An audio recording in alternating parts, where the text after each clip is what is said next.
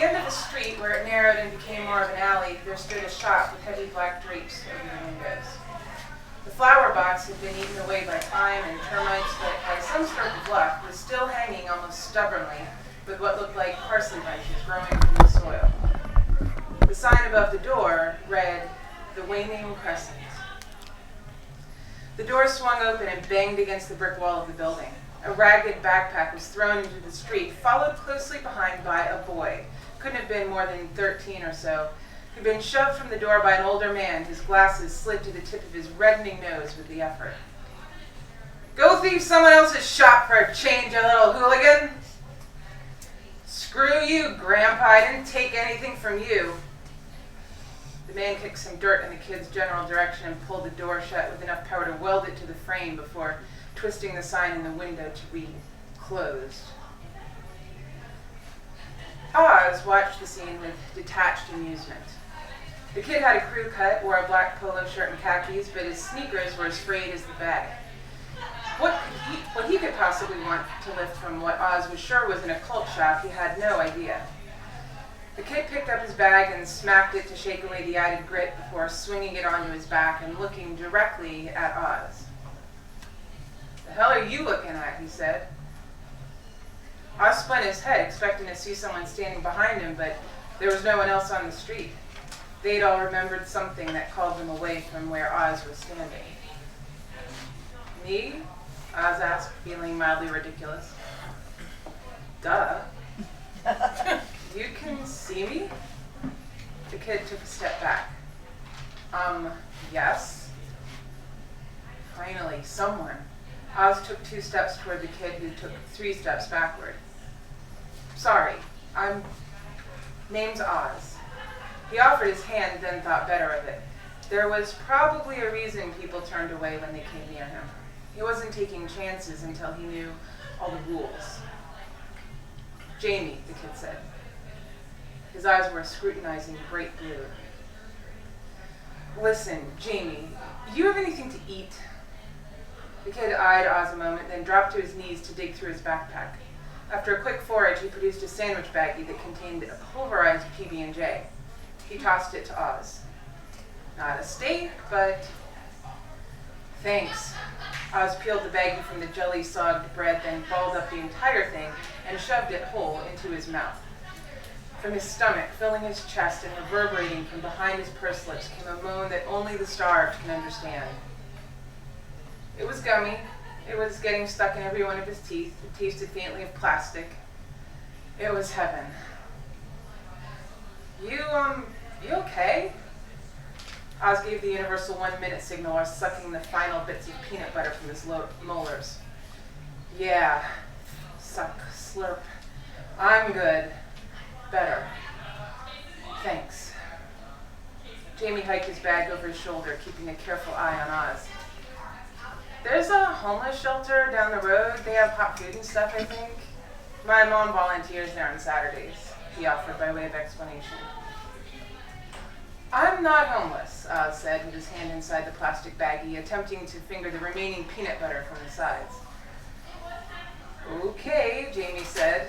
He turned around and began a brisk walk away from Oz. "Wait!" Jamie looked over his shoulder but didn't stop walking. "Look, dude, you're creeping me out, okay? I'll call the cops." Oz stopped following and put his hands up. Okay, listen.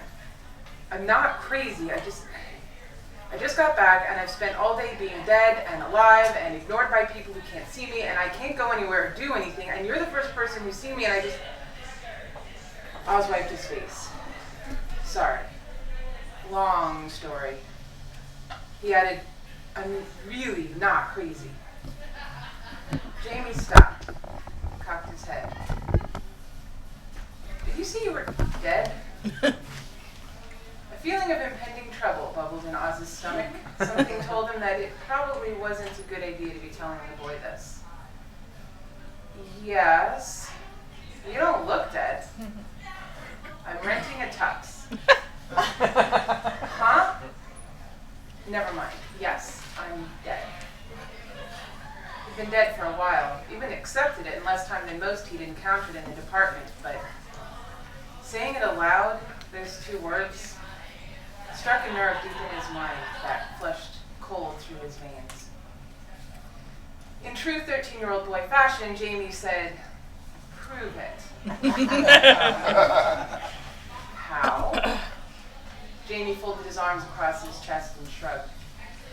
There was something familiar about the boy's attitude, the way he held his sides while his arms were crossed and the backward angle at which he tipped his head. "Fine," Oz said. "Follow me." Oz backtracked the way he came with Jamie, jogging close behind. He was short for his age, so it was difficult for him to keep up with Oz's long, determined strides. Oz wasn't going to throw himself in front of a car, even though he was sure that's what Jamie was hoping for. The kid eyeballed every vehicle that drove past and even slowed his pace when a moving truck turned the corner.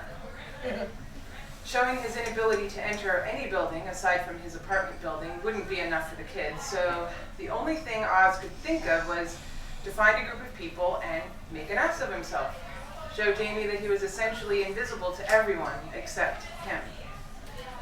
Where the historical buildings ended and the tall modern buildings began, there was a fountain. At the center, a sculpture of spheres warped in and around each other.